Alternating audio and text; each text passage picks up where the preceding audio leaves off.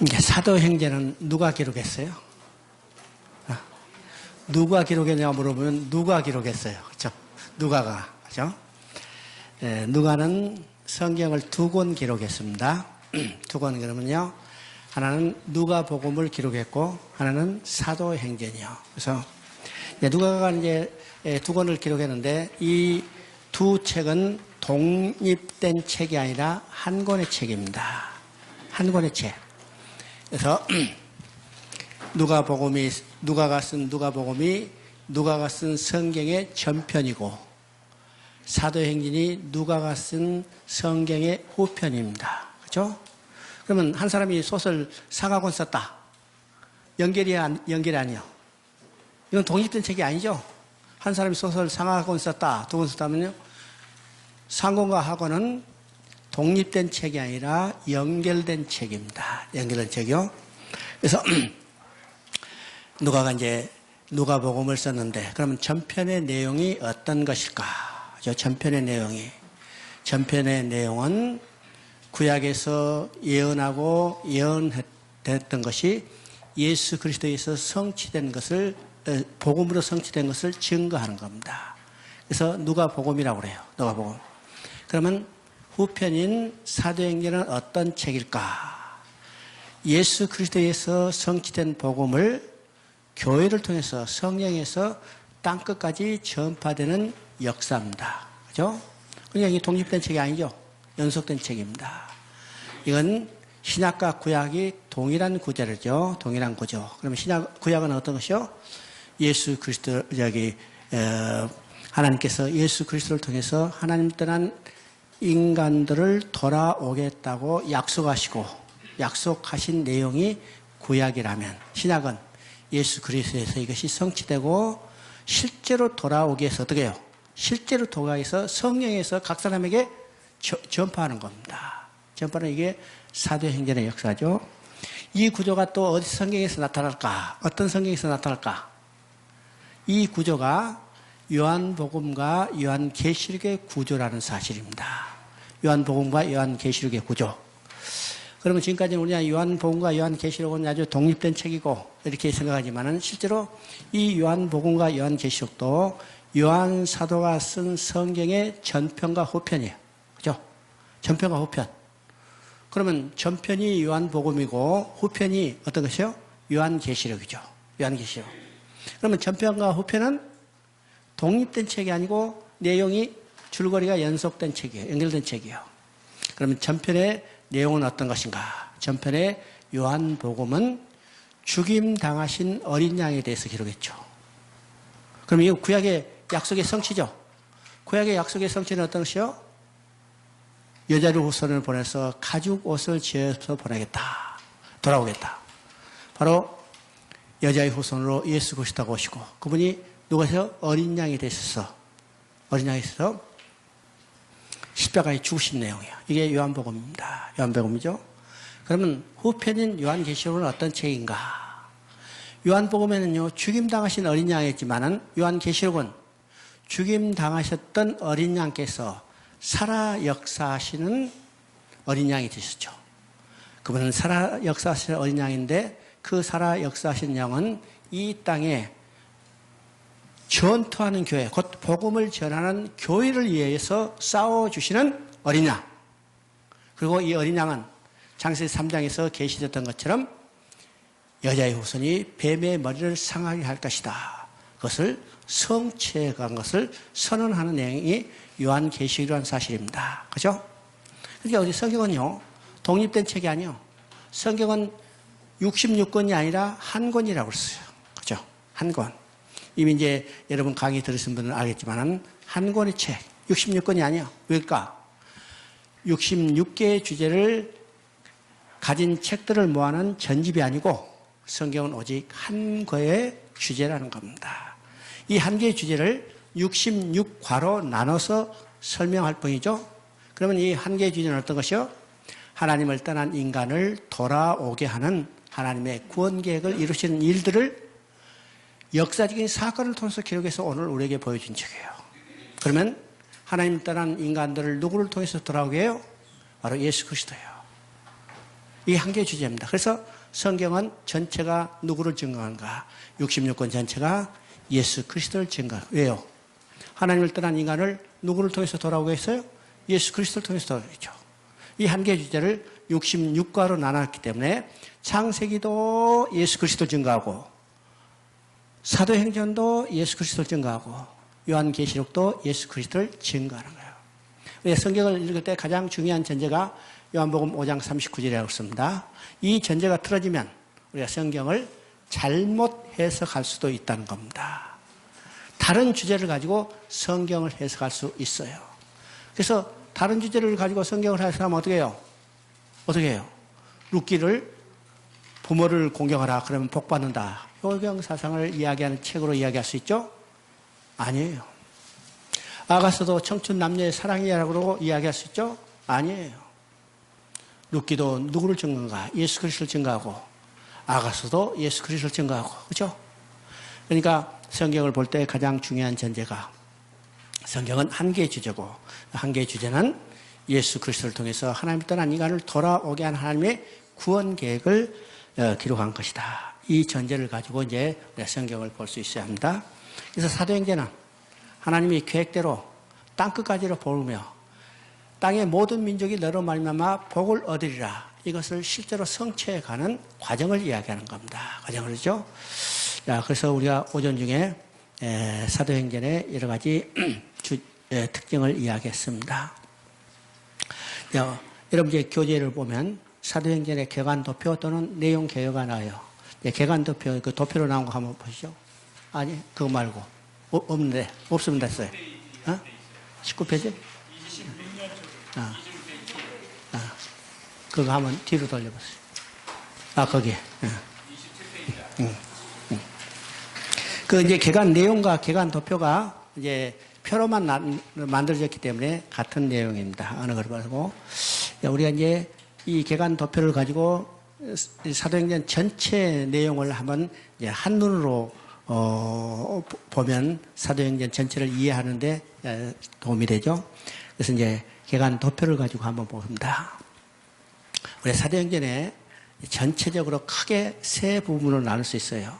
그 세 부분은 유대인 중심의 복음 증거, 소위 말해서 예루살렘의 복음을 증거하는 내용입니다. 그 다음에 이제 8장부터 11장까지, 여기는 여러분 이제 12장 25절, 그러니까 헤롯이 그 교회를 핍박하는 단계까지를 보면 이방 선교를 위한 교회 과도기적인 과정이에요.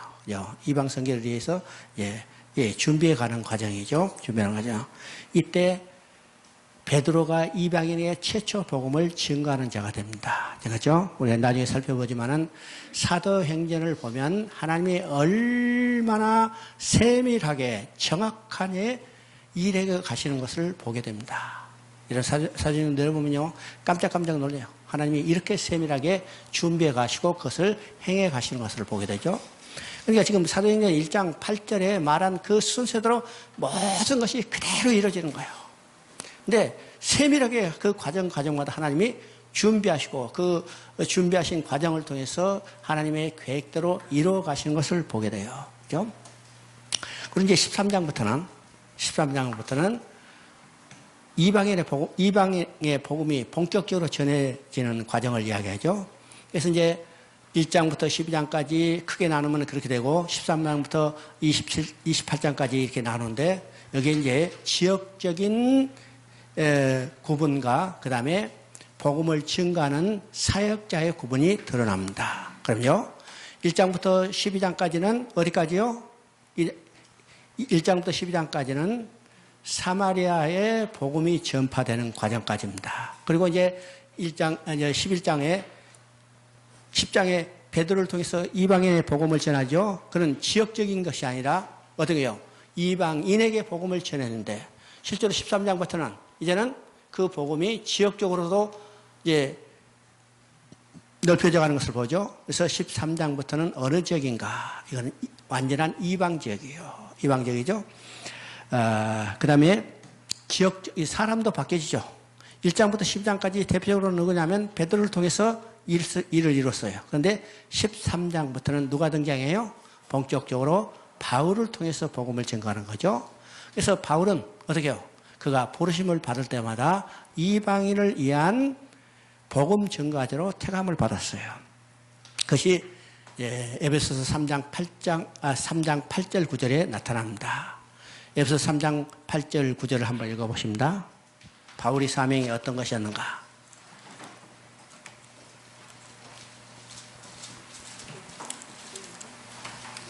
에베소서 3장 8절 9절.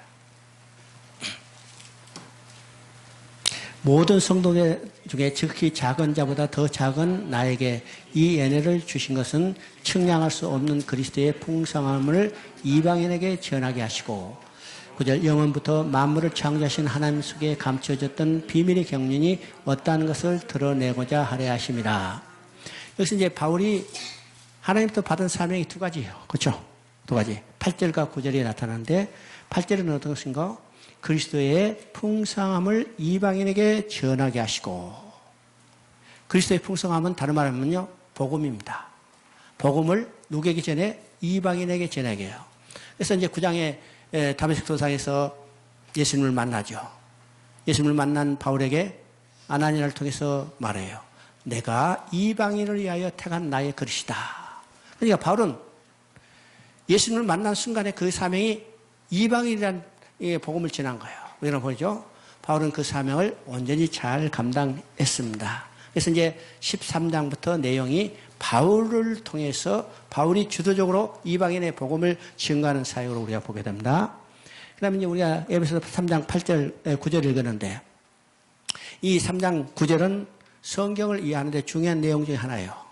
영원부터 만물을 창조한 하나님 속에 감췄던 비밀의 경륜 그랬습니다. 영원부터 만물을 창조하신 하나님 속에 감췄던 비밀의 경륜. 그래서 하나님 속에 감췄던 비밀의 경륜일까? 우리가 경륜이라는 말이 어떤 의미인가를 생각해 봐야죠. 경륜은요, 어떤 일을 잘 계획하고 이걸 조직적으로 잘 성취해 가는 것을 경륜이라고 합니다. 경륜. 경륜이라는 말이 오이코노스, 이 말에서 오늘 경제란 말, 이코노미라는 말이 여기 발생해요.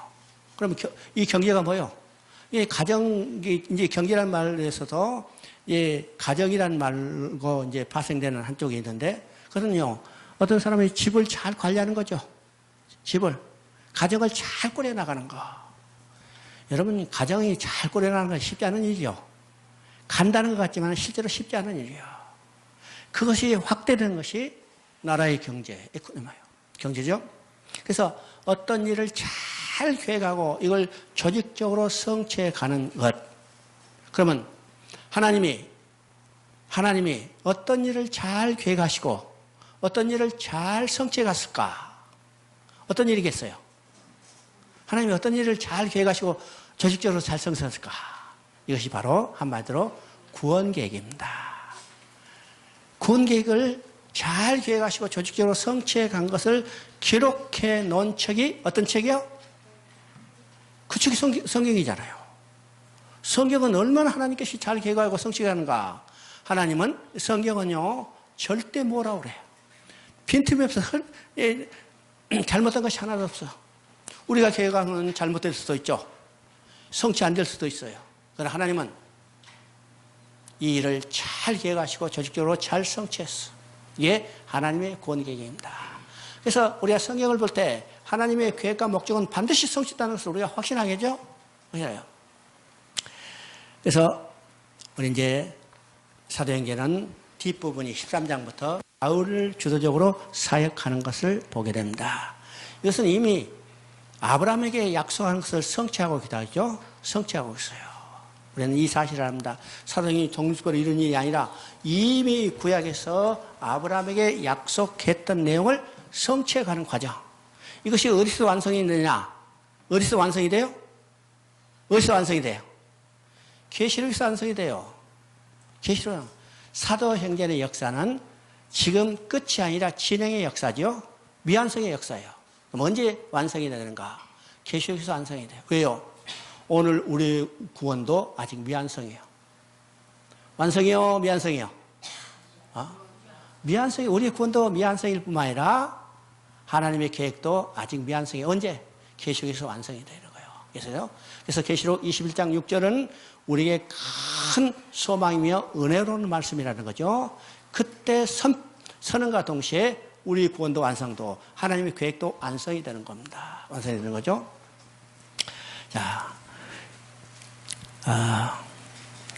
1장부터 2장 47절까지는 초대교회의 설립의 과정을 이야기를 합니다. 그래서 1장 1절 이런 기록의 배경이라는 기록 배경을 이야기하고 3절부터 8절까지는 부활하신 주님이 40일 동안 제자들에게 가르치고 또 가르친 다음에 그들에게 권능을 부여하고 그 다음에 그들에게 사명을 부여하는 내용입니다. 그죠? 땅끝 이르러 내 증인이 되라. 그죠?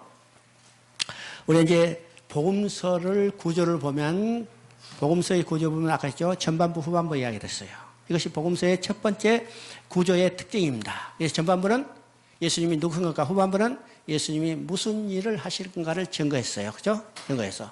그래서 예수님은 그리스도시여 살아계신 하나님의 아들이시니라. 이게 여자의 후손으로 오신 것을 증거하는 겁니다. 그리고 후반부는 뭐라고 했어요? 예루살렘에 올라가서 서기관과 장로들과 제사장들에게 고난을 받고 장사되고 제3일 만에 부활하실 것을 말씀하셨다. 그러니까 예수님이 무슨 일을 하실 건가죠? 이것은 바로 가죽옷에 대한 그림자를요, 구체적으로 성취해 가는 것을 증거했어요. 이게 복음서의 구조예요. 이게 두 개가 합쳐서 하나의 복음입니다. 하나의 복음. 두 번째, 우리가 복음서의 특징은 어떤 것인가? 복음서의 특징은 임마누엘로 시작해서 임마누엘로 끝나고 있는데, 임마누엘을 말씀하실 때 사명도 말씀하시는 거예요. 그래서 복음서는 임마누엘로 시작하시고 복음서의 끝은 두 가지 것이 있어요. 하나는 약속이고 하나는 사명입니다. 사명이요. 자, 이것을 통해서 오늘 우리에게 주신 사명이 어떤 것인가를 깨달아야죠. 몇 번 반복하지만은 오늘 이 땅에 우리가 구원받고 예수 믿고 구원받고 존재하는 목적은 하나예요. 뭐요? 하나의 뭐예요? 사명이에요. 사명은 복음 증거하는 사명입니다. 복음 증거하는 사명. 자, 복음서 구조를 이제 두 번째 특징, 구조의 두 번째 특징을 이야기했죠. 그래서 임마누엘로 시작해서 임마누엘로 끝나고 임마누엘 약속하시고 사명을 주셨어요. 자, 마태복음 1장 23절을 읽어봅니다.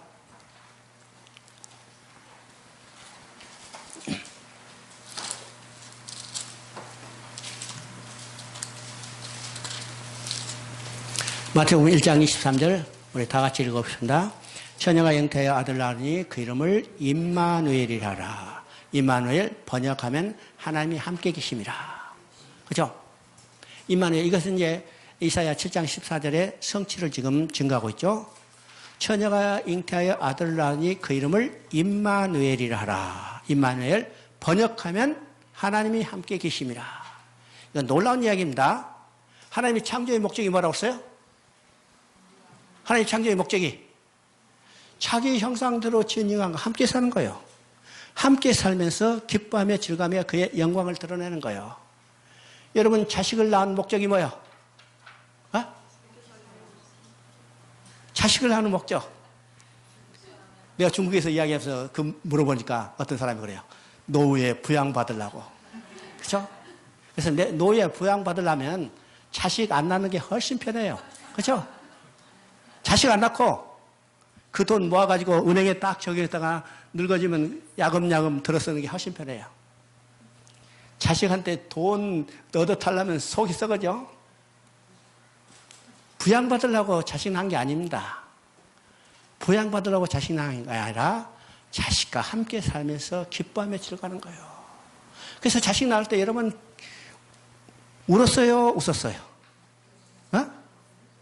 야, 잘못 낳았다 하고 슬퍼 우는 사람이 있었어요? 없었어요. 다 기뻐했어요. 왜요? 함께 살면서 기뻐하며 즐거워하며 살기를 원했기 때문에 자식을 낳고 기뻐했잖아요. 기뻐해서. 이건 뭐예요? 함께. 임마누엘입니다. 성경은 임마누엘로 시작되는 거죠. 그래서 복음서에도 임마누엘로 시작돼요. 임마누엘로 시작되죠?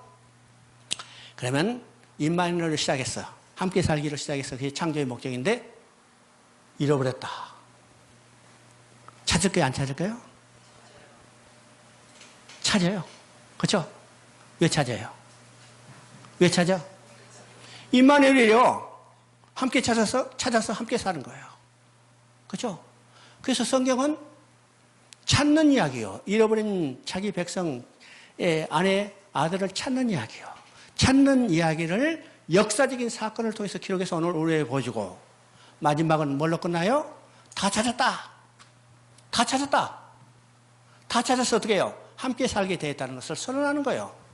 그죠? 그래서 계시록에서 다 이뤘다는 말은 어떤 말이요? 다 찾았단 말이에요. 그래서 계시록 21장 3절을 보면 함께라는 말이 계속 반복해요. 찾아서 함께 살게 됐다는 거예요. 그러니까 복음서도 마찬가지죠. 임마누엘로 시작해서 임마누엘로 끝나요. 자, 28장 마태복음 28장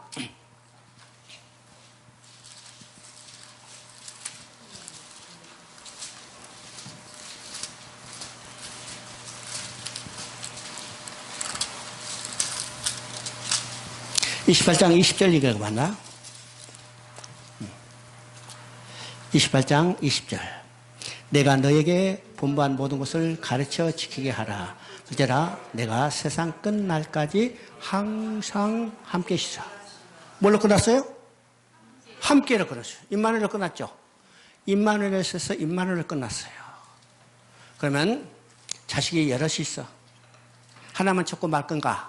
하나님은 잃어버린 모든 백성을 찾기를 원해요. 그렇죠? 잃어버린 모든 백성을 찾기를 원하는데 모든 백성을 어떻게 찾을까? 우리가 복음을 전하노. 그렇죠? 그들이 복음을 듣고 예수를 믿고 하나님 앞에 다시 돌아오기를 원하시는 거죠. 이것이 아브라함에게 약속했던 땅의 모든 민족이 너로 인하여 복을 얻으리라. 땅의 모든 민족이 다시 돌아와서 하나님과 함께 사는 복을 누리기를 원하는 거예요. 그러니까 누구를 통해서 이루셔요? 누구를 통해서 이루셔요? 구원받은 우리를 통해서 이루시기를 원하고요. 그래서 함께라는 약속과 더불어 우리에게 뭘 주셨어요? 사명을 주셨어요. 사명을 주셨어요. 그래서 19절을 뭐라 씁니까? 28장 19절. 그러므로 너희는 가서 모든 민족을 제자로 삼아 아버지와 아들과 성령의 이름으로 세례를 베풀고. 이게 복음서의 구조입니다. 두 번째 특징, 복음서의 구조의 두 번째 특징.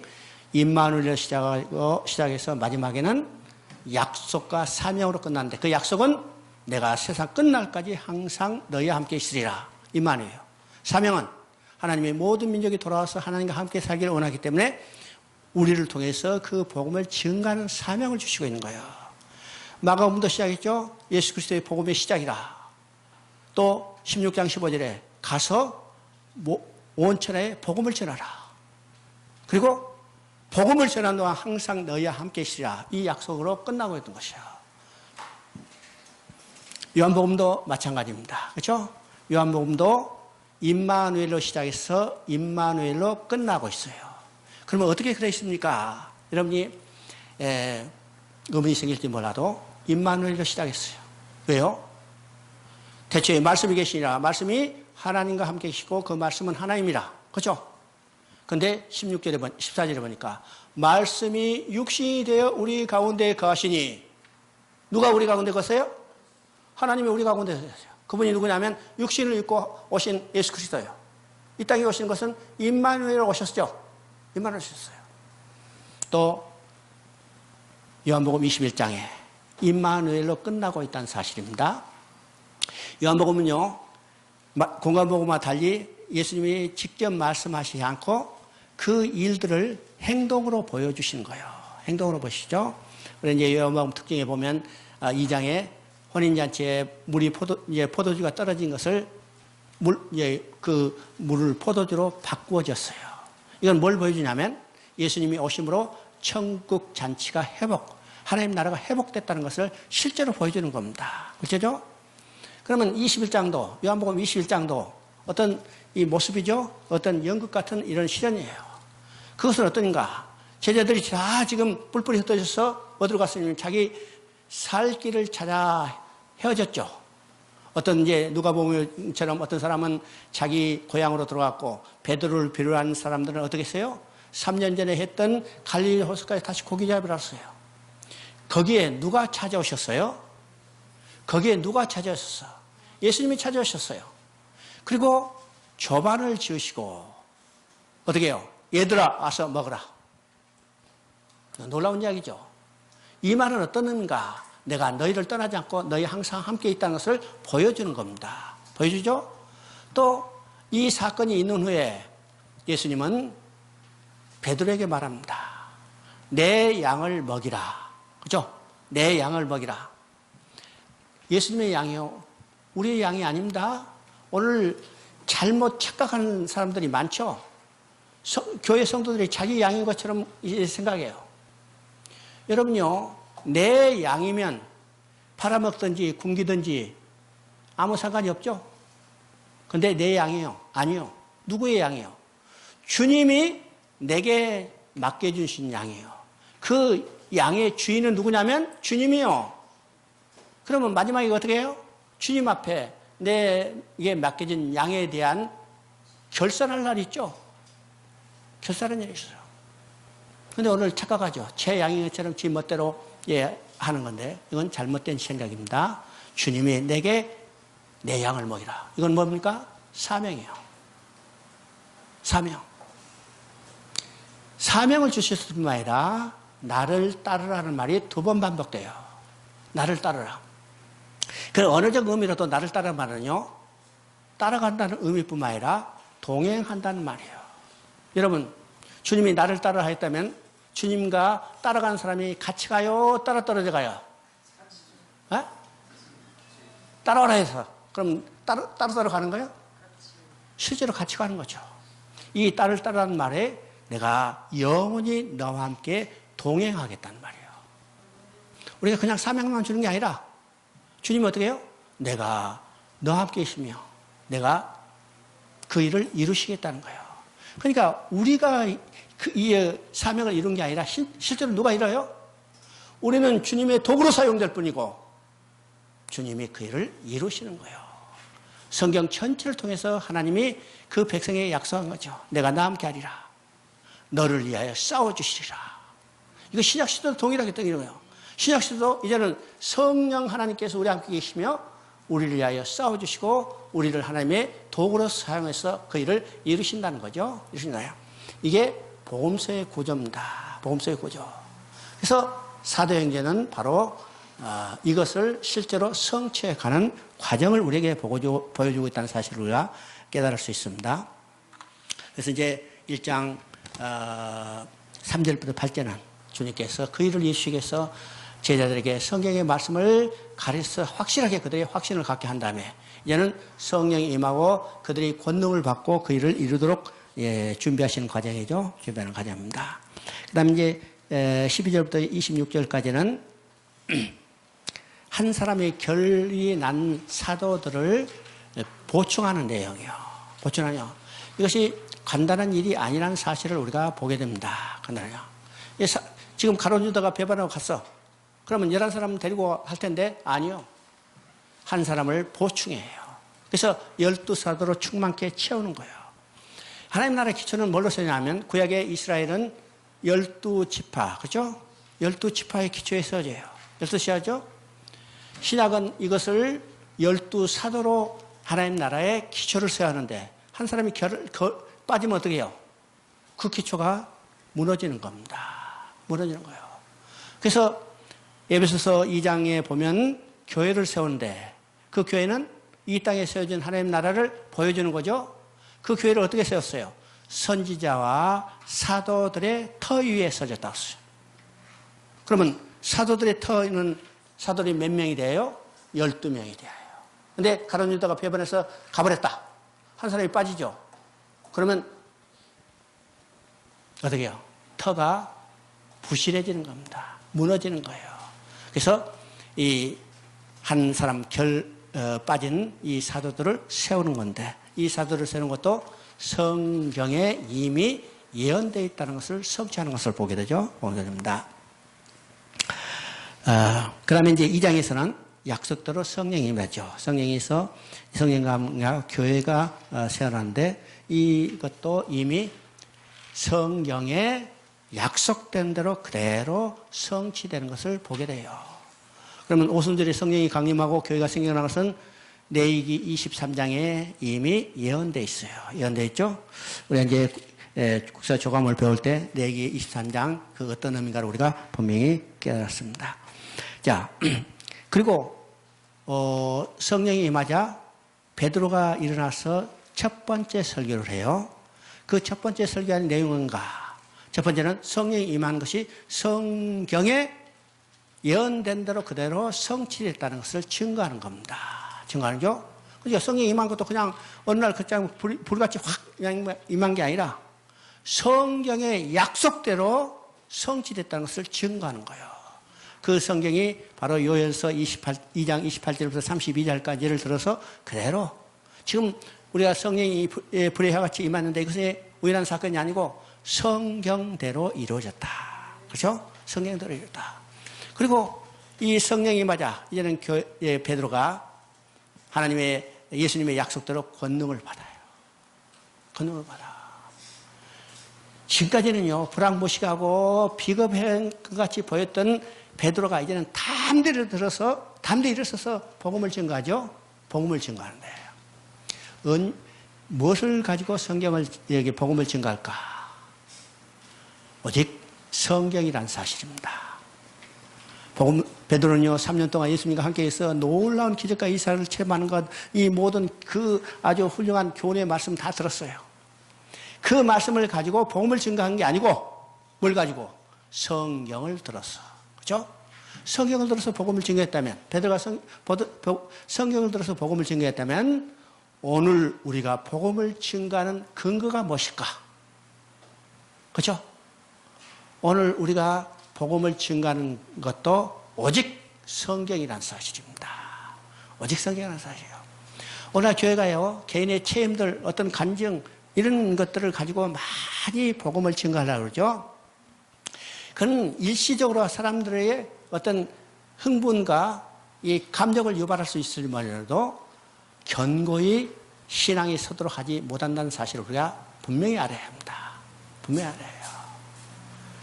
우리는 뭘 가지고 복음을 증거해야 해요? 성경을 들어서 복음을 증거해요. 성경을 들어서. 자, 그걸 이제 어떻게 생겼어요? 이제 초대교회가 생겨난 거죠. 초대교회.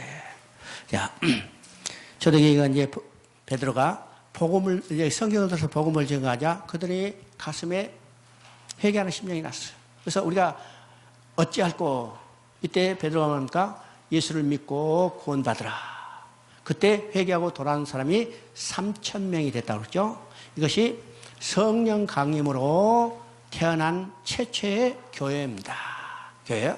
그러니까 이건 정확히 레위기 23장에서 성령 강림으로 초대교회 신소재를 드린다. 새 소재를 드릴 것에 대한 예언이 그대로 성취된 것을 이야기를 합니다. 그래서 이 교회 우리가 이제 초대교회 것이 초대교회로 돌아가자. 우리 초대교회 그런 이 운동도 있는데 그런 사람들은 야 초대교회 사람들이 서로 나누자 이렇게 생각하고 그러는데 우리는 초대는 피상적인 것만 봐서는 안 됩니다. 초대교회가 어떤 교회인가? 성경에 그대로 나오는 내용입니다. 초대교회는 첫 번째가 가르침을 받는 교회예요. 누구의 가르침? 사도들의 가르침을 받는 교회. 자, 가르침을 받는 교회. 그죠? 그들이 가르침을 받고 성경을 통해서 하나님이 하신 일이 무엇인지를 확실히 알게 되자 그들은 성령 안에서 하나가 되고 교제가 이루어지는 교회가 되는 겁니다. 교제가. 그리고 이 교제하는 교회가 된 다음에 그 다음에는 그들은 합심하여 기도하는 교회가 되죠. 기도하는 자. 그 다음에 그것으로 인해서 다른 사람으로부터 칭송받는 교회. 그죠? 칭송받는 교회. 초대교회는 가장 핵심이 가르침을 받는 거예요. 가르침을 통해서 교제가 이루어지고 그들이 합심하여 기도하고 그 다음에 다른 사람부터 칭송받는 교회가 됐어요. 칭송받는 거죠. 우리는요, 물질만 유무상통하는 것으로 생각하지만은 가르침을 받아요. 이 유무상통하는 근원이 어디서 나는가?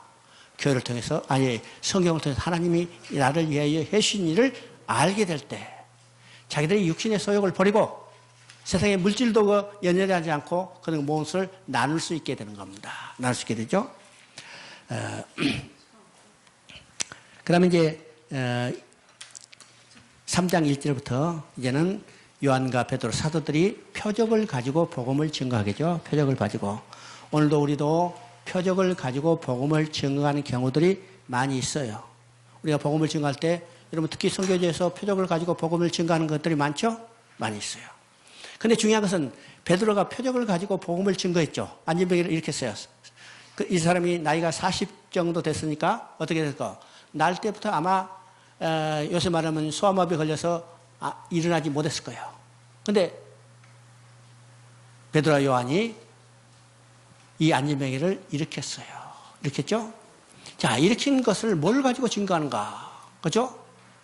나사렛 예수 이름으로 일어나 걸어라. 오직 부활하신 예수님을 그대로 증거할 때 그들은 일어나고 또 이 일어난 표적을 통해서 그들이 복음을 증거하기에 베드로의 두 번째 설교입니다.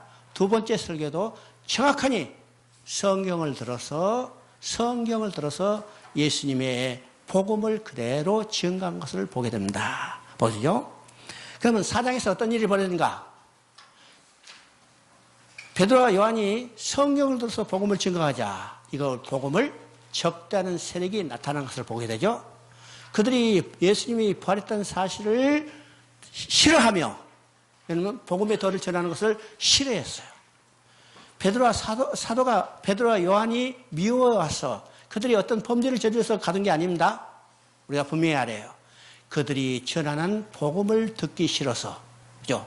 부활했다는 사실을 듣기 싫어서 그들을 가두는 겁니다. 가두는 거예요.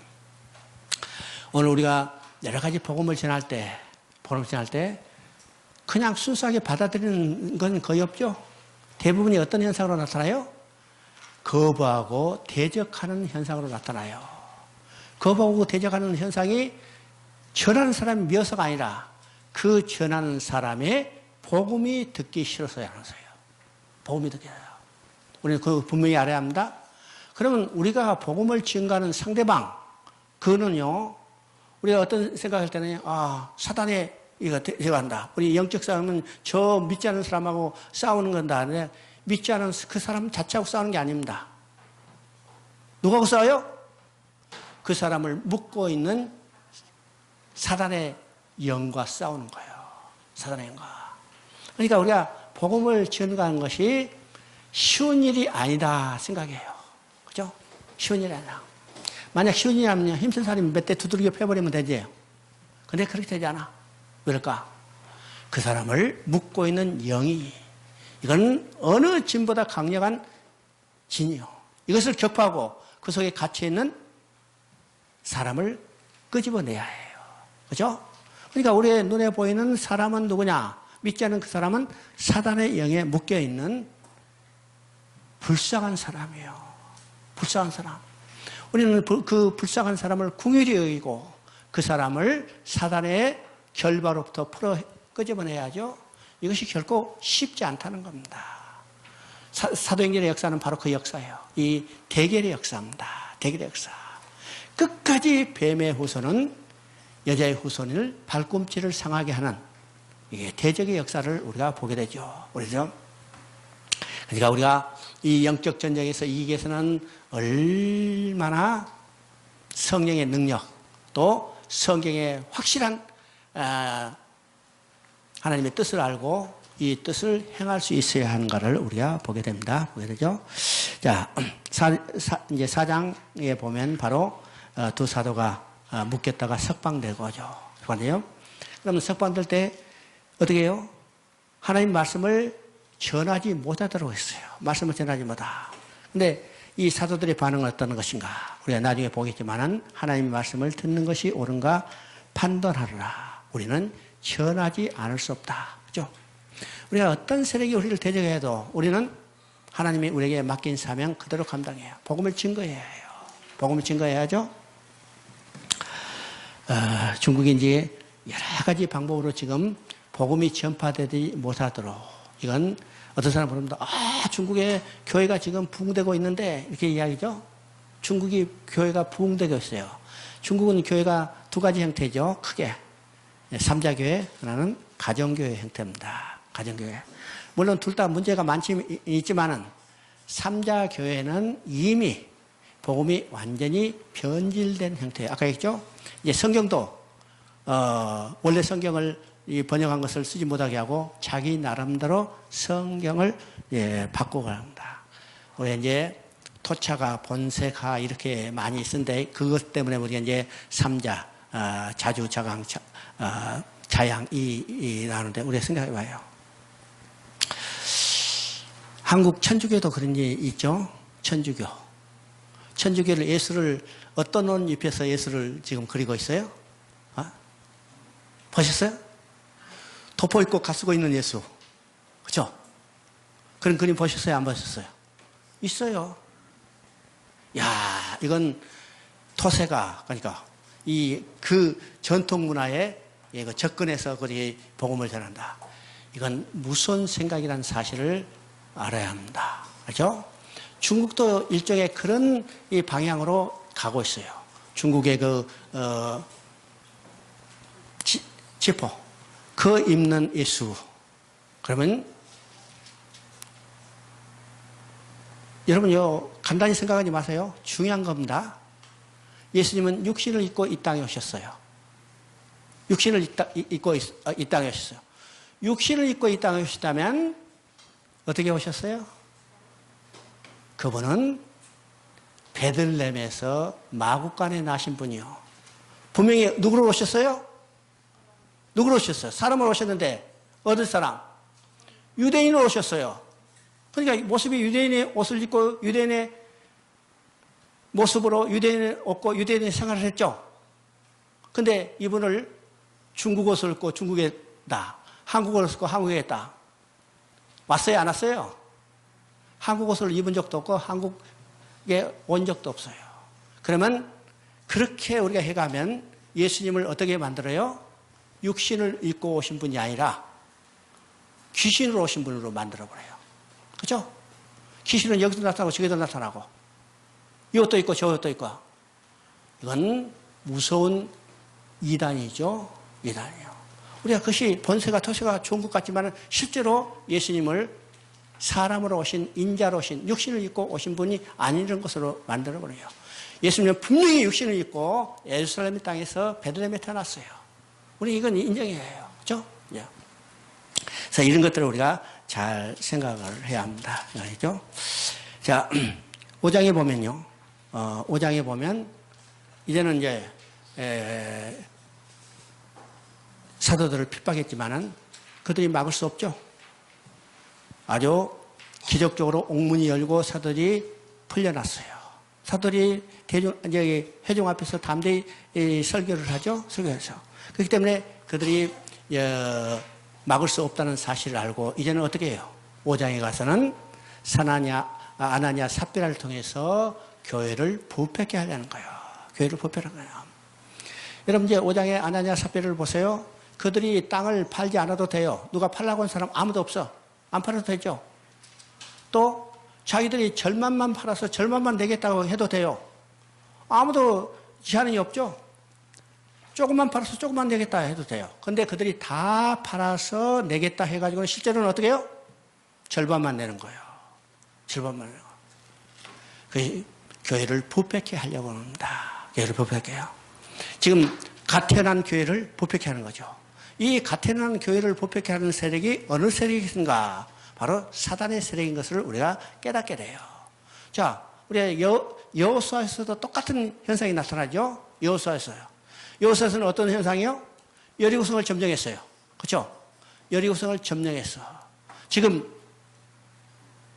구약의 이스라엘 교회가 가나안 땅에 들어서 첫 성을 점령했어요. 그렇죠? 점령. 그건 거룩한 땅이 돼야 해요. 근데 그것에 뭐가 침투했어요? 사단이 침투했어요. 사단이 누구를 조정했어요? 아간이라는 이 사람을 조정해서 어떻게 해요? 그 도둑질을 하게 돼요. 교회가 뭐가 들어왔어요?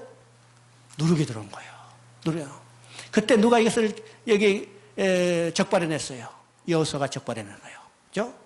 마찬가지로 아나니아 삽비라를 통해서 교회를 부패케 하는 세력이 지금 들어오죠? 이건 뒤에 누가 역사예요? 사단이 역사예요.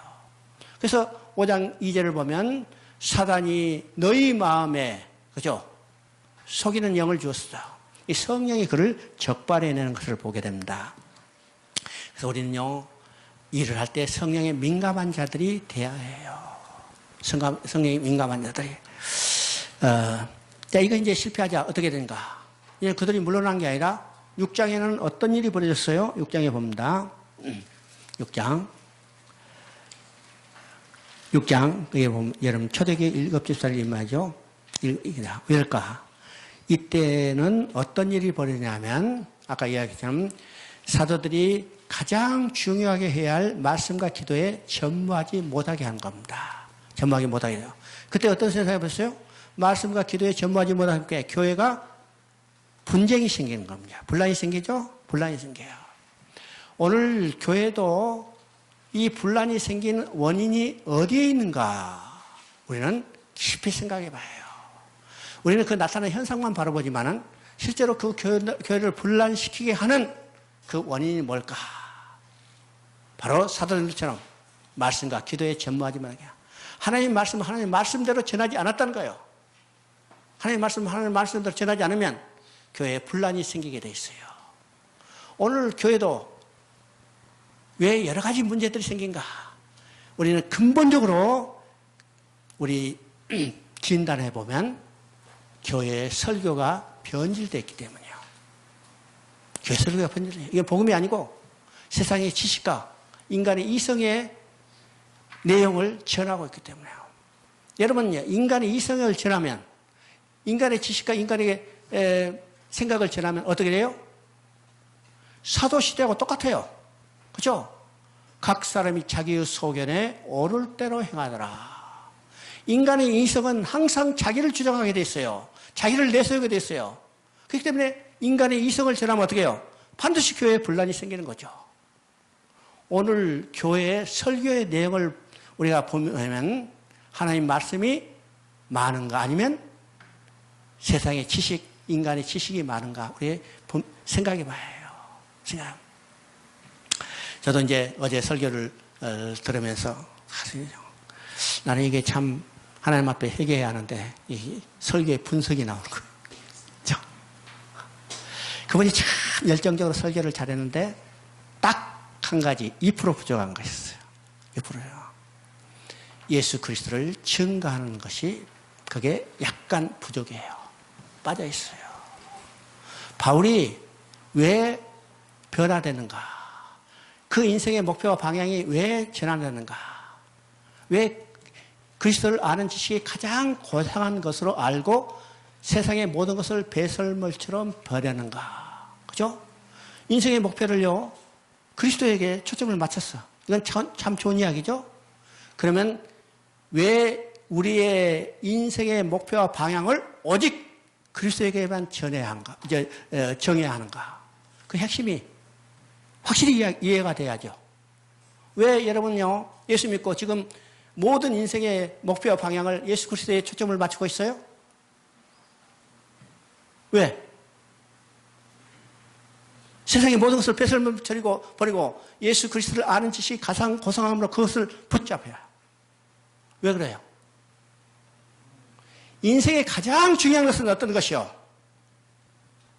인생의 가장 중요한 것은 하나님께 다시 돌아가야 해요. 그죠? 하나님께 다시 돌아가야 해요. 인생의 모든 문제가 왜 나타났어요? 아담이 범죄하고 하나님을 떠났기 때문이에요. 그러면 이 인생의 모든 문제를 다 해결하는 유일한 길은 뭐예요? 하나님께 다시 돌아가야 해요. 하나님께 다시 돌아가야죠. 하나님께 다시로 돌아가는 유일한 방법은 뭐예요? 오직 예수 그리스도예요. 그러니까 우리의 인생의 가장 중요한 것은 하나님께 다시 돌아가는 것이고 하나님께 다시 돌아가서는 예수 그리스도를 붙잡아야 해요. 그래서 바울은 지금까지 그도 열심히 인생을 살고 하나님의 일을 한다지만 그 방향이 잘못됐죠. 잘못됐기 때문에 방향을 바꿨어요. 뭘 바꿨어요? 오직 예수 그리스도를 붙잡는데 방향을 바꿨죠. 그러니까 여기서 핵심을 딱 정해야죠. 그러니까 우리 설교도 그 핵심이 어디에 있는가 우리 분명히 알아야 합니다. 이것이 분명히 전해지지 않고는 어떻게 해요? 다 자기 이성적인 생각으로 하면 교회가 시끄럽게 돼 있어요. 시끄럽게 돼 있죠? 그러니까 이런 목표가 방향을 확실히 전하기 위해서는 오직 말씀과 기도에 전무해야 합니다. 야, 말씀과 기도에 전무하고 이 접단 일은요, 그것을 할 수 있는 사람들을 세워서 하고 이 사도들이 말씀과 기도에 전무할 때였어요. 말씀이 흥황해지고 교회에 사람의 수가 많아지더라. 오늘 교회를 부흥시켜서 여러 가지 예수지만은 그 핵심은 어디에 있는가? 하나님의 말씀을 하나님 말씀대로 전해야 하는 겁니다. 전해요. 아까도 얘기했지만은 오늘 한국교회가 종교개혁을 일으키는 방법은 다시 말씀으로 돌아가는 거예요. 말씀 돌아가죠.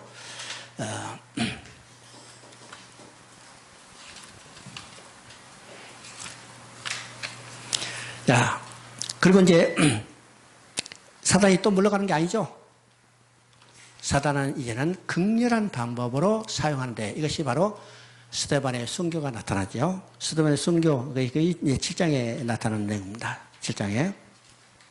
스데반의 순교로 하나님은 그것을 계기로 해서 이제는요, 하나님이 1장 8절에 이야기하는 대로 예루살렘과 유다와 사마리아 땅끝까지 이르러 내 증인이 되리라. 이제는요, 유다와 사마리아, 예루살렘의 경계를 넘어서 1장 8절에 이야기한 대로 그 복음이 확산되는데 어디로 가요? 사마리아까지 복음이 전파됩니다. 이것이 어떤 일을 통해서?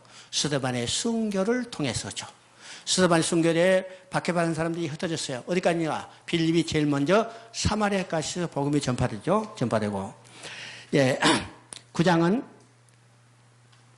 스데반이 순교할 때 하나님께서 한 사람을 준비했어요. 한 사람 준비했죠. 그 한 사람이 누구예요?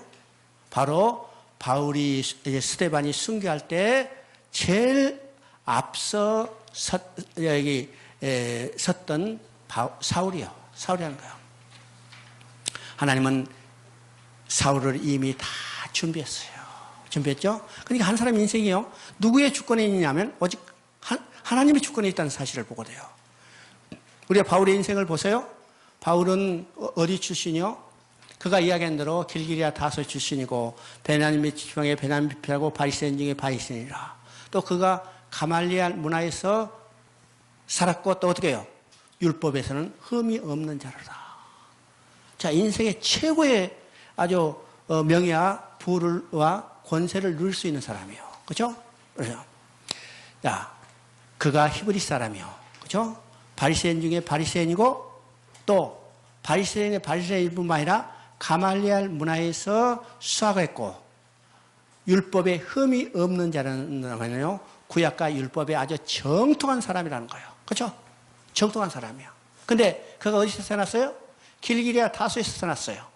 길기리아 다소는 헬라 지역에서 교육의 3대 유명한 지역입니다. 첫째는 첫째는 아덴이요. 두 번째는 에베소, 세 번째는 길기리아 다소예요. 그 지역에서 바울이 태어났어요. 그러면 바울은요, 최고의 높은 수준의 교육을 받을 수 있는 지역에서 태어났죠. 헬라 문화에 정통한 사람이에요. 그러면 히브리 율법에 정통하고 헬라 문화에 정통한 사람을 바울이 준비했다가, 하나님께서 준비했다가, 이제는 이방인의 복음을 증가하는 사도로 그를 만드시기 위해서 뭘 알게 해요? 그를 통해서 예수 그리스도를 통해서 이루어진 일이 무엇인지를 분명하게 깨닫게 하는 겁니다. 언제? 스데반의 죽음을 통해서요. 스데반의 죽음을 우리가 8장을 보면 스데반의 죽음이 나오죠. 스데반의 죽을 때 스데반이 어떤 말씀을 하고 죽었어요? 네? 예수님이 십자가에서 숨을 거두면서 했던 말을 똑같이 했죠. 저들을 용서해 주십시오. 저들이 하는 일을 알지 못하니라. 이게 누가 했던 말이요? 예수님이 했던 말이요. 바울이 그 말을 스데반이 죽으면서 그 말을 했을 때, 하는 것을 들었을 때 바울은 온몸이 떨었을 거예요. 저가 누군데 예수님이 십자가에 죽을 때 했던 말과 똑같은 말을 할까? 내가 예수 그리스도를 핍박하고 있는데 그 믿는 자들 다 죽이려고 하는데 왜 나를 저주하지 않고 그를 핍박하는 지지 않고 저들을 용서하여 주십시오. 이 기도를 예수님과 똑같이 했어요. 그 마음이 어떻게 해요? 이미 화인을 맞은 거예요. 화인을 맞아요. 여러분, 우리 요새는 별로 그런 일이 없지만 옛날 사냥꾼들 보세요. 사냥꾼을 짐승을요, 활로 딱 쐈어. 짐승이, 멧돼지가 짐승 활에 딱 맞았다. 당장 꼬꾸로 죽어요?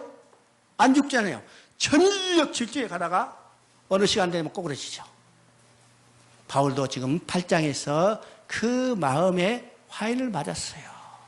그래서 전력 질주에 가는 거예요. 어디로? 담에색으로 지금 전력 질주에 가. 그때 거기서 꼬꾸라진 겁니다. 그러니까 이 같은 사건도 하나님이 얼마나 세밀하게 하나님의 일을 할 사도를 준비해 준 것을 보게 되죠. 보이나요? 그리고 10장에 보면 이방인 복음 전하는 사람으로 최초에 누구를 쓰고 있는가? 그죠? 누구를 쓰고 있어요? 우리가 빌립 하면요, 빌립은 아직도 이스라엘의 경계, 유대 경계를 벗어나지 못했어요. 그런데 이방인에게 복음을 전하는 최초의 사도는 누구냐면 바울이 아니고 베드로죠. 그래서 10장에서 바로 이방인 백부장 이탈리아 대학, 그러니까 로마 군인 백부장 고넬료에게 복음을 전하는 것이 누구냐면 바울도 아니고, 그죠? 다른 사람도 아니고 베드로예요. 참 놀라운 일이죠. 베드로를 통해서 이방인의 최초의 복음을 증거하고, 이 복음 증거를 하는 경험을 통해서 사도행전 중에, 교회사 중에 가장 유명한 회의가 뭐냐면 사도행전 15장에 나오는 예루살렘 회의입니다. 예루살렘 회의. 만약 이 회의가 없었다면, 또 이 회의에서 잘못 결정됐다면 오늘 우리 복음 받아들이지 못했을 거예요. 그렇죠? 만약 이 예루살렘 회에서 이방인의 복음을 전하는 것에 이방인도 할례를 받아야 복음을 구원받는다고 이야기했다면 오늘 우리 예수님 안 믿었을 거예요. 이방인의 복음이 전해지지 않았을 거예요. 그렇죠? 이방인이 전해지죠. 그런데 하나님께서는 베드로에게 이방인에게 최초의 복음을 증거하게 하시고 그 경험을 어디서 말하게 해요? 예루살렘 회의에서 말하게 해요. 여러분, 당시에 최고의 수석사도라는 베드로가 이 자기의 경험을 전할 때 야고보도 받아들이고 다른 사람도 그걸 수긍하게 된 거예요. 그래서 결정이 뭐예요? 이방인의 복음 증거하는 것에 그들을 괴롭게 하지 말라. 다른 말하면 할례를 받게 하지 않아도 된다고 그런 거예요. 그죠? 이 결정이 교회사에서 아니면 사도행전에서 가장 유명한 예요. 그러니까 하나님께서 얼마나 세밀하게 그 일들을 진행해 가고 있는가를 우리가 성경을 통해서 보게 됩니다. 왜 그러죠? 그 다음에 11장에 보면 드디어 이방인의 복음이 전해지죠. 이방인의 복음 전하는 것은 바로 안디옥이에요. 안디옥의 복음이 증거된 것도 어떤 것이요? 8장에 나타난 스데반의 순교를 통해서 교회가 핍박이 일어나고 그 흩어진 사람이 안디옥까지 가서 복음을 증거하죠. 복음을 증거할 때 최초의 안디옥에 이방인 교회가 세워집니다. 자, 이 이방인 교회를 통해서 어떻게 해요? 이제는 세계 선교의 기지를 만드는 것인 거죠. 기지를 만듭니다. 그래서 이제 13장에 가서는 바로 바울이 안디옥 교회의 파송을 받아서 복음을 선교 여행을 떠난 것을 우리가 보는다. 13장 1절 한번 읽어봅니다. 안디옥 교회 선지자들과 교사들이 있으니 곧 바나바와 니게를 하는 시몬과 구레네 사람 누기오와 본봉왕 헤롯의 젖동생 마나엔과 및 사울이라. 주를 섬겨 금식할 때 성령이 이르되 내가 불러 시키는 일을 위하여 바나바와 사울을 따로 세우라 하시니. 자, 이제 11장에 우리가 이제 안디옥 교회가 세워졌어요. 안디옥 교회는 이방인의 첫 번째 세워지는 교회죠. 이 안디옥의 교회가 세워졌다는 소식을 예루살렘 교회에서 들었어요. 그래서 예루살렘 교회에서는 어떻게 하는가? 이 신생 교회를 양육하게 해서, 그죠? 잘 양육하게 해서 예루살렘 교회에서 기둥 같은 사람 바나바를 거기다 파송했어요. 참 놀라운 이야기죠. 오늘 교회가 어떤 모습으로 지교회를 만들어 가야 할 건가를 보여주는 겁니다. 보여줘요. 그리고 예루살렘 교회에서 지금 신생 안디옥 교회가 세웠다는 소식을 듣고 예루살렘 교회에서 가장 능력 있는 사람, 성경에 능통한 사람 바나바를 보내서 거기에 이 신생 안디옥 교회를 양육하게 해요. 양육하죠. 그들을 돌보게 하고 여러 가지 영적으로 그들이 성장하게 했어요. 자, 바나바는 더 유명한 사람이요. 우리는 바나바가 어떤 사람인가를 알아야 합니다. 예루살렘 이 안디옥 교회를 위해서 봐서 안디옥 교회를 잘 양육했어요. 어느 정도 양육하다가 자기 한계를 깨달은 겁니다. 한계를 깨달아요. 그래서 한계를 깨닫고 어떻게 해요? 다소에 있는 사울을 초청하기로 해요. 초청하기로 하죠. 오늘 내가 담임 목사다. 어떻게 했어요? 다른 사람 초청하겠어요? 쉽지 않죠? 쉽지 않아요. 근데 바나바는 자기 한계를 깨닫고 이 교회를 더 영적으로 성숙시킬 사람이 필요하다는 사실을 깨닫고 다소에 가서 다소에 있는 사울을 초청했어요. 비행기표 사주고 비행기표 줬으니까 타고 오세요 하는 게 아니고 놀라운 일이요. 여기서 지금 안디옥에서 다소까지 가는 것은 상당한 거리예요. 걸어서 며칠 거리 걸리는 거리인데 이 거리를 바나바가 친히 가서 거기에 있는 사울을 모셔왔어요. 모셔와서 어떻게 하는가? 이제 11장에 보면 1년 동안 둘이 교회에서 가르쳤더라. 뭘 가르쳤어요? 성경을 가르쳤어요. 성경을 가르쳤더니 11장 29절에 보면 드디어 안디옥에서 그리스도인이라는 칭함을 받았더라. 그렇죠? 여기서 그리스도인이라는 말이 처음 생겨난 겁니다. 그리스도인이라고 자칭 그리스도인이 아니라 칭함을 받았더라. 왜요? 그들이 말씀대로 신앙생활을 했기 때문에요. 말씀대로 신앙생활, 그리스도인 닮은 삶을 살았기 때문에 그리스도인이라면 칭함을 받은 겁니다. 그래서 오늘 자칭 그리스도인은 많지만 타칭 그리스도인은 많지 않아요. 다른 사람이 우리를 그리스도인이라고 진짜로 인정해주는 그리스도인이 많지 않다는 사실이에요. 자칭 그리스도인은 많아요. 이것이 안디옥 교회가 다른 거죠. 안디옥 교회는 그리스도인이라고 칭함을 하더라. 그랬죠. 그래서 이 교회가 이제는요 성령의 감동을 받아서 이방인을 위한 최초의 선교사를 파송하는 겁니다. 그렇죠? 지금 13장에 봤죠? 최초의 선교사를 파송할 때 어떻게 누구를 파송했을까? 그렇죠? 최초의 선교사 누구를 파송했어요? 바나바, 사울을 파송했어요. 그러면 이 바나바, 사울은 안디옥 교회에서 어떤 사람들이요? 기둥 같은 존재. 그 사람들이 그 두 사람이 이 교회를 다 얘는 양육하고 성장시켰어요. 그러면 이 교회가 어떻게 해요? 우리 선교사 파송을 하는데 어디 그 유능한 사람 한 사람 뽑아서 보냅시다. 이렇게 하지 않았어요. 누구를 보세요? 교회 기둥 같은 존재인 바나바, 사울을 보냈어요. 그러면 지금 안디옥 교회가 그 중심이 어디로 이동됐다는 거예요? 그 중심이 어디로 이동됐어요? 선교로 이동됐어요. 선교로. 여러분, 이 교회를 양육했던, 이 교회를 잘 성장시켰던 이 두 사람을 선교사로 파송했으면 어떻게 했어요? 그 선교사를 위해서 온 교회가 그냥 죽도록 기도했을 거고, 또 교회 후원도 재정도 빵빵하니 보냈을 거예요. 아마 재정은 약해서 그런 것 같지 않아. 왜요? 바울이요, 자비랑을 했잖아요. 선교비가 없었으니까 자비를 했는데요. 근데 제가 뭐가 있었어요? 그냥 가장 중요한 기도가 있었어요. 기도가 있었어요. 왜? 이 교회의 중심이 이제는 선교로 이동했기 때문입니다. 알아요? 이것이 바로 이방의 첫 번째 탄생한 안디옥 교회가 뭘부터 시작했을까? 선교부터 시작했다는 것을 우리가 보게 되죠. 그럼 이 땅에 존재하는 교회의 가장 중요한 목적은 뭐라고 했어요? 이 땅에 존재하는 교회의 가장 중요한 목적은 복음을 전하는 거예요. 복음을 전하는 거.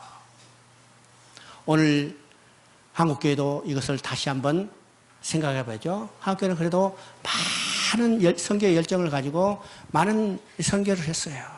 근데 선교를 했는데 그것이 조금 이제 식어가죠. 정말 식어가요. 다시 우리가 어떻게 해요? 교회에 지금 존재하는 목적이 무엇인지를 깨닫고 교회에 할 일들이 어떠세요? 다시 선교로 우리가 회복돼야 한다는 겁니다. 회복돼야 해요.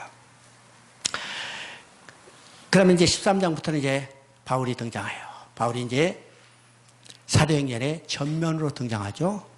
예, 첫 번째 13장에서 이제 안디옥교회에 파송을 받고 선교사로 파송 나가. 예, 13장부터 14장까지는 예, 바울이 1차로 선교하는 내용입니다. 1차로 선교하는 내용. 1차로 선교하는 내용 여러분 이제 나중에 보시게 하고, 그 다음에 이제 1차로 선교하고 돌아와서 선교의 문제점을 지금 예, 예루살렘 교회에 보고하죠. 그 보고한 결과 일어난 일이 바로 15장에서 예루살렘 공회라는 겁니다. 공회. 이 공회는 아까도 얘기했지만 교회에서 가장 중요한 회의예요. 우리가 교회에서 하면 우리가 배운 대로 니카의 회의 여러 개 이야기하지만은 교회에서 가장 중요한 일은 바로 사도행전 15장에 나온 예루살렘 회의예요. 만약 이 회의에서 이방인의 복음을 전하는 것에 대한 문제가 해결되지 않았다면 기독교는 팔레스타인 지역의 하나의 지역 종교로 남아하고, 그렇죠? 지역 종교로 그냥 주저앉았어요. 그러나 이 회의를 통해서 얘는 이방인의 복음을 전하는데 문이 활짝 열린 겁니다. 활짝 열리죠? 여기서 세계 종교로 발돋움하는 중요한 계기가 있어요. 그렇죠? 이 내용은 어떤 것이요? 바로 이방인의 복음을 전하는데 그들을 괴롭게 하지 마라. 괴롭게 하지 말라는 할례를 받지 않아도 구원을 얻을 수 있다는 것을 정한 거죠. 이것이 이제 갈라디아서 보면 바로 이 내용이 나타나요. 바울이 복음을 전했어요. 1차 지역에 가서 갈라디아서 복음인데 갈라디아서 예루살렘에서 어떤 사람들이 뭘 전했어요? 너희가 믿음으로 구원을 받는다. 그러나 또 뭐 더했어요? 구원받기 위해서는 유대인이 대하고 유대인이 되기 위해서는 할례를 받는다고 그들이 주장했어요. 그래서 바울이 그들에게 뭐라고요? 다른 복음을 전한다고 했어요. 다른 복음을 전하는 것은 저주받을지어다 그랬습니다.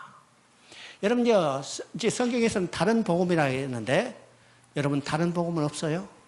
다른 복음 없고 다른 복음이 아니라 기독교의 예수 그리스도를 통해서 이루어진 이 복음에 오직 우리가 믿음으로 구원받는다는 이 복음에 다른 복음은 없고 그 복음은 다 가짜 복음입니다. 이해가 돼요? 다른 복음이 아니라 가짜 복음이요. 바울이 다른 복음이라 했지만 실제로 가짜 복음입니다. 오직 복음은 하나뿐이요. 그렇죠? 오직 복음은 하나뿐이요. 진리는 하나뿐이에요. 그것은 예수 그리스도를 통해서 하나님께 다시 돌아간 거예요. 그는 예수 그리스도는 누구냐? 하나님의 아들 그리스도시요 그가 십자가에 죽으시고 부활하신 이 복음 하나죠? 하나입니다. 바로 예루살렘 회의는 이 복음이 하나를 확정한 겁니다. 확정한 거요.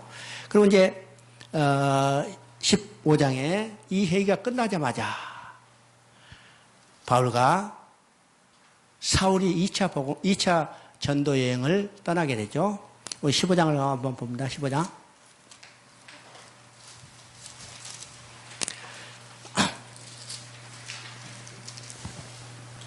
15장 36절을 한번 읽어요. 15장 36절. 며칠 후에 바울이 바나바더러 말하되 우리가 주의 말씀을 전한 각성으로 다시 가서 형제에게 어떠한 것을 방문하자고. 그러니까 지금 예루살렘 회의가 끝나자마자 이게 2차 전도여행을 지금 출발하려고 한 거예요. 그때 어떤 일이 벌어졌어요? 마가의 일로 바나바와 사울 간에 어떻게 있어요? 다툼이 있었어요. 다툼이 있었죠. 그러면 이 다툼도 이미 하나님께서 계획하신 내용이라는 사실을 우리가 깨닫게 되는 거예요. 그죠? 이 다툼으로 인해서 바나바와 바울은 헤어지게 되고 전도팀이 어떻게 구성됐어요? 이제는 신라로 구성됐어요. 그러면 2차 전도여행은 전도여행지가 어떤 거냐? 1차하고는 전혀 다르죠? 1차 전도여행은 소아시아 지역에 머물렀어요. 근데 2차 전도여행은 소아시아 지역이 아니라 이제는 어디요? 마게도니아 지역, 유럽 쪽으로 가게 됩니다. 유럽 쪽이죠? 이제는 이게 섞여 있던 지역이 아니라 완전히 이방 지역으로 멀리 떠나는 거예요. 지역적으로도. 그러면 전도팀도 바뀌어야죠. 지금은 전도팀이 어떻게 구성됐어요? 유대인들, 히브리인들로 구성됐어요. 바나바도 유대인이요, 사울도 유대인이요. 그렇죠? 마가도, 요한 마가도 유대인이요. 그는 소아시아 지역까지는 통했지만 이제는 마게도니아 지역, 유럽 지역으로 가서는 이제는 유대인이 아닌 이방인 복음 전도자로 구성돼요. 그렇죠? 그래서 신라는 어떤 사람이요? 신라는 헬라 사람이요. 또 디모데도 헬라 사람이요. 그렇죠? 자기 아버지가 헬라고 어머니가 유대인이요. 그렇죠? 헬라 사람이요. 그래서 하나님은 2차 여행의 전도 지역을 바꿈과 동시에 누구를 바꿔주셨어요? 전도 팀도 구성도 바꿔준 거예요. 바꿔줘요. 그래서 이제 2차 전도 여행을 떠나고 그 다음에 18장에 보면 그들이 2차 전도 여행에서 다시 돌아오죠. 돌아온 후에 그들이 쉬지 않고 제3차 전도 여행으로 떠나가는 것을 보게 됩니다. 떠나가죠. 그래서 이제 21장에 보면요. 그들이 이제 전도 여행에서 다시 돌아와요. 전도 여행에서 다시 돌아와서 어떻게 된가?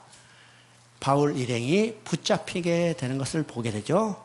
이 붙잡힌 것이 계기가 돼서 바울은 로마로 가게 됩니다. 로마로 가게 돼요. 자, 이 놀라운 일이죠. 만약 예루살렘 교회에서 붙잡히지 않았다면, 예루살렘에서 붙잡히지 않았다면 그들은 어떻게 됐을까요? 그들은 아마 육로로 걸어서 3차 전도 여행했던 지역을 떠서 저 고린도 지역 해가지고 아마 로마로 가게 됐을 겁니다. 로마로죠.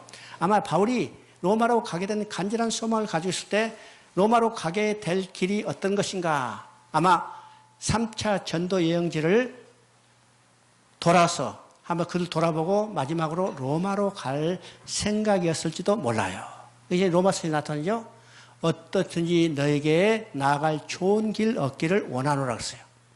원하노라. 근데 하나님은 하나님의 뜻 안에서 너에게 나아갈 좋은 길을 얻기를 원하노라 그랬죠. 근데 하나님의 뜻은 어떤 것이요? 하나님의 뜻은 육지로 걸어서 좋은 길로 가는 게 아니라 하나님의 뜻은 하나님의 뜻 안에서 좋은 길은 뭐예요? 그들이 죄수의 신분으로 군인들의 호송을 받아서 배 타고 가다가 파손돼서 그 배가 파손됨으로 인해서 멜리데 섬에 걸리고 멜리데 섬에 걸림으로 군인들이 그 놀라운 사실을 보게 되죠. 보게 한 후에 로마에 가게 하는 거예요. 이것이 바울이 로마에 된 여정이죠. 이건 누가 다 계획했어요? 하나님이 계획하고 하나님이 그것을 실행하신 거예요. 그렇죠? 바울이 만약 배 타고 가지 않았다면 바울에게서 일어난 이 놀라운 일들을 군인들이 볼 수도 없었을 거고 군인들이 볼 수 없었다면 바울이 말을 그들이 믿지도 않았을지도 몰라요. 그러나 바울이 죄수의 몸으로 가서 이 배가 파손된 가운데 바울이 뭐라고 했어요? 너희는 걱정하지 마라. 하나님이 내게 말씀하신 같이 배와 화물만 손상이 있고 너희 생명에 아무도 지장이 없다. 처음에는 이 말을 듣지 않았어요. 바울의 말을 듣지 않았어요. 그러나 이 사건이 일어난 후에 바울을 온전히 믿게 된 거예요. 그러면 바울을 온전히 믿었다는 것은 뭘 말해요? 바울이 전하는 말도 그들이 믿었다는 거예요. 바울이 전하는 말은 어떤 것이요? 복음을 전했어요. 복음을 전했기 때문에 결국 로마에 교도바가 형성되는 놀라운 일들이 일어나죠. 이 사도행전의 역사입니다. 사도행전의 역사. 그러니까 사도행전은 우리가 아까도 이야기했지만요. 어떤 경우에도 하나님의 계획과 목적은 실패하는 일이 없이 완전히 성취된다는 것을 우리에게 보여주고 또 복음의 열정을 가진 사람들은 아무도 막을 수 없다는 것을 사도행전을 통해서 우리가 보여주는 것입니다. 보여주시죠? 이제 그 자세한 내용들은 이게 옆을 또 도표를 보시면 되겠습니다. 자, 잠깐 쉬었다.